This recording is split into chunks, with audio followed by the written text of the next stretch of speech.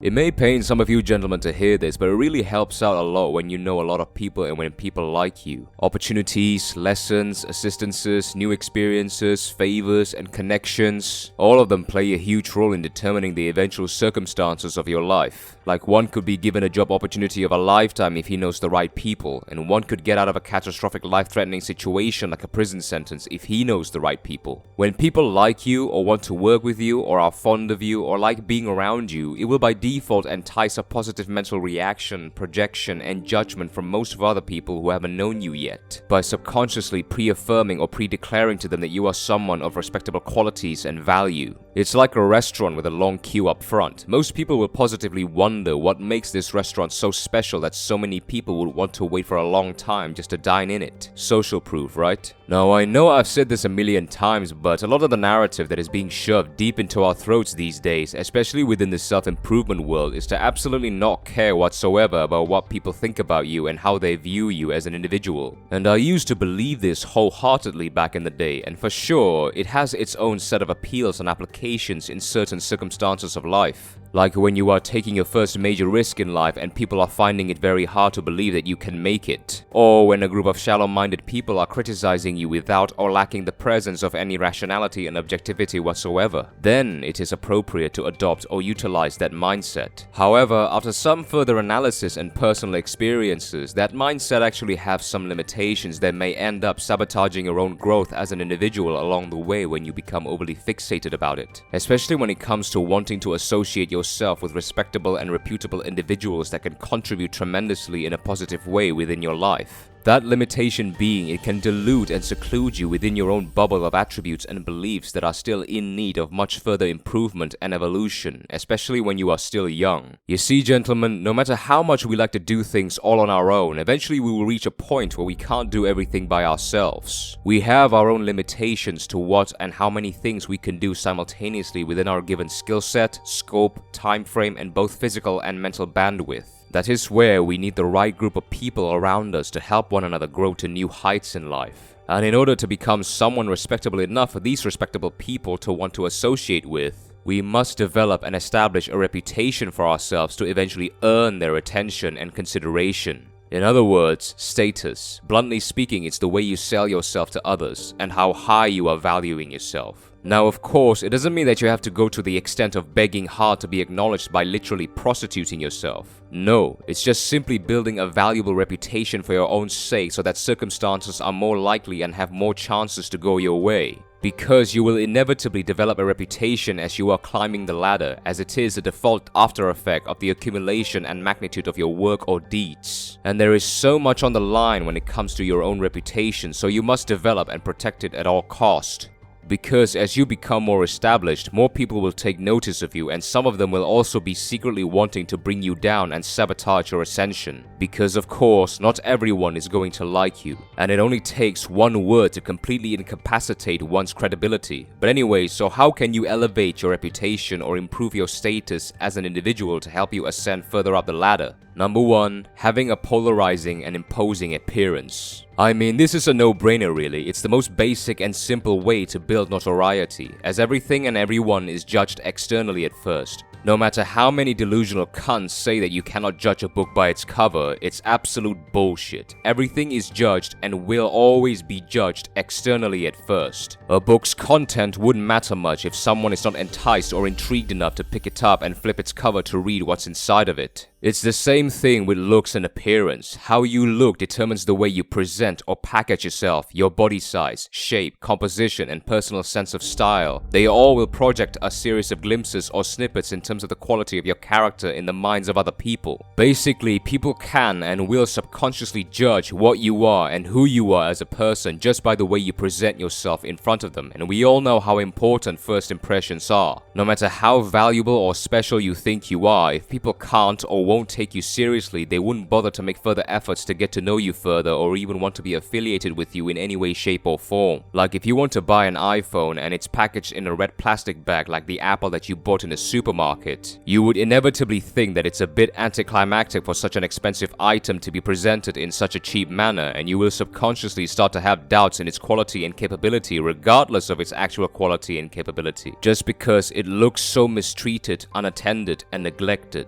If you highly respect yourself, you will inevitably take great care of yourself, and it is the first sign of a highly valuable trait and attribute as a person. So build your body and dress impeccably nice, especially as a man. Better yet, dress differently or superiorly than most people, because we all know that commonality eventually brings contempt, so it is much better to be overdressed than normally dressed or underdressed. As they say it, there is absolutely no harm in being ahead of schedule and being overdressed, as anything in life that is worth doing for your own sake is worth overdoing. Plus, it separates you from the rest because you bring a distinctive stimulus that people will be more intrigued by and inevitably pay more attention to. Number 2, being a man of the people. Now, of course, it isn't just all about looks, it's also about your attitude towards life and people in general. And being a man of the people is not all about licking their asses and desperately thirsting to get a blowjob back from them like a pathetic people pleaser. Nor is it about trying to always be the center of attention in every social interaction. No, it's all about giving people, few or many, a good time and worthwhile moments to look back and remember. Because people may forget your name and they may forget how exactly you look like, but they will never forget how you make them feel. It's about becoming someone people would want to hear more from and someone people would want to be more with. And there are no better ways to do that than cultivating and implementing these 3 timeless and foolproof methods. The first one is sense of humor. Now, who in their right and sane mind does not want to have a good laugh? Everybody wants it. Well, everybody except those who takes everything too personally like a sensitive little puss, just like the modern blue-haired walruses. Humor takes away the repetitive dreariness and mundaneness of everyday life, and it livens the atmosphere to where you can take a momentary break from the stress and seriousness of real-life problems and just look at life from an amusement and entertainment point of view. There is no question that people with a good sense of humor are so magnetically attractive as they are able to turn the negativity of a mood into a positive and enthusiastic demeanor. And who doesn't love to be around with someone who possesses that capability? It's infectious to turn the most reclusive and depressed man in the room into someone who's not afraid to showcase their passion. People love to feel good, and laughter releases those chemical endorphins from our brain that makes us feel good. And let's be honest, shall we all could use a lot of that for as long as we live. Now, for those of you who are wondering how to cultivate a sense of humor, the easiest way is to lightly poke fun over your own weaknesses, escalate circumstances to the point of rational or reasonable absurdity, or just introduce some ambivalent irony into the mix. How do you think the British got the best sense of humor in the world? Sarcasm, baby.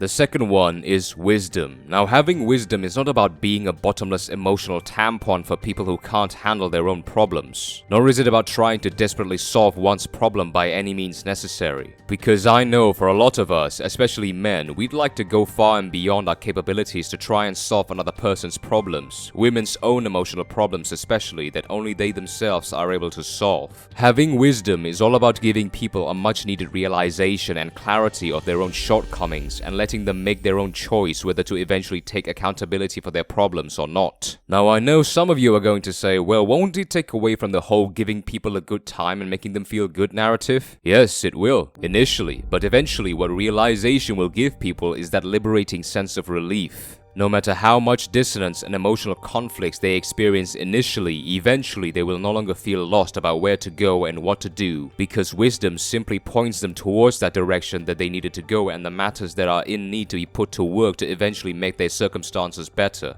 Of course, it's all their choice whether to make or break. To cultivate wisdom is not easy. You have to experience a lot of circumstances in life, especially the unpleasant side of it. You must be able to relate to the other person both cognitively and emotionally, and you must also be able to see things reasonably from different angles and perspectives, both from a large picture and the intricate details within the connection of the dots of both cause and effect to arrive at a realistic and meaningful conclusion. And the third one is storytelling. Now, this is something not a lot of people emphasize about. The ability to tell a good story will do absolute wonders for you. Because what good storytelling does is that it captivates people's curiosity by letting them project their own fun or horror-induced imaginations as you cinematically or dramatically narrate them off your accounts. And it can escalate the anticipation in something that they are looking forward to or not looking forward to in trying out or experience. People naturally and innately seek novelty in various forms, and by expressively narrating them accounts and experiences that they are intrigued or afraid by, but may have not gotten the chance to have a first-hand experience themselves, it will induce the much-needed sense of enthusiasm or dread towards their expectations. It's all about getting people to tap into or run wild with their imaginations, which will both cognitively and emotionally captivate them enough to pay full attention to you. And imaginations are never boring because it represents people's ideals. Plus, it gives you the opportunity to invite and physically introduce them to those experiences firsthand as the point man.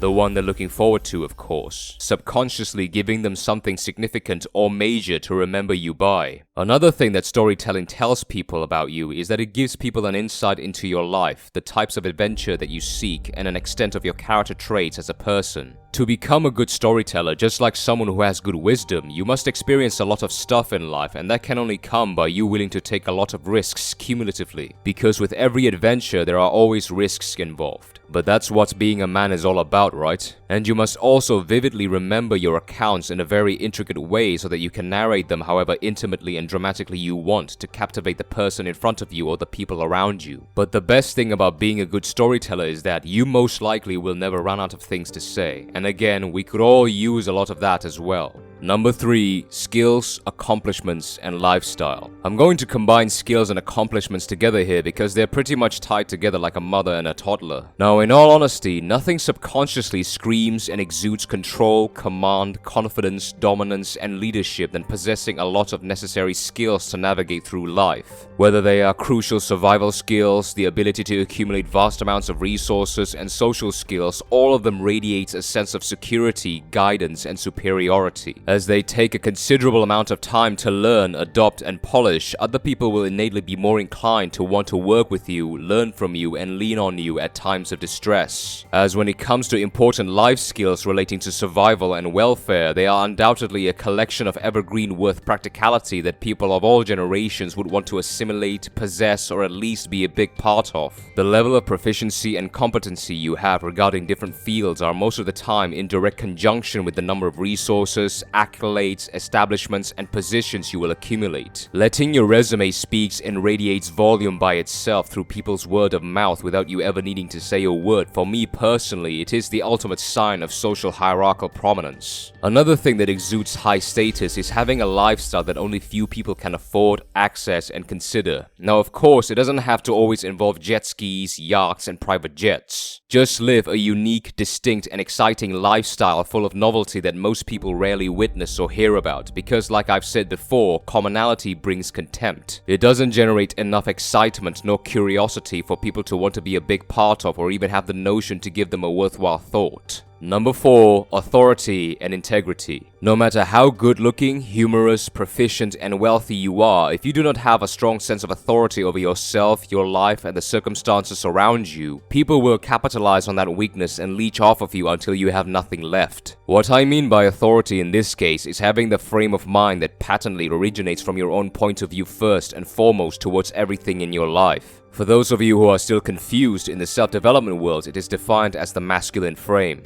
Basically, it's about how you want things to be like and how you want them to operate or behave within your own space with regards to work, people, family, activities, etc. Most people let others decide for them how things and circumstances in their life should be like, subconsciously letting them take control over their decisions and actions, which is unquestionably both foolish and dangerous for your own sake. Because you basically allow people under their own free will to repeatedly cross your line of defense and just take advantage of you endlessly. If you want people to notice or acknowledge their level of respect and limitations towards you, you must make it clear to them by implanting a strong sense of dread and imminent consequences within their mind through demonstrating your unmitigated authority over yourself and the circumstances around you. Because people will constantly poke you or push your buttons to find out whether you're the kind of person who is a spineless coward that can't stand up for himself, or if you're actually someone who has a strong character that put things back in line if they do go out of place. The perfect example of this is the dynamic between Will Smith and his wife Jada.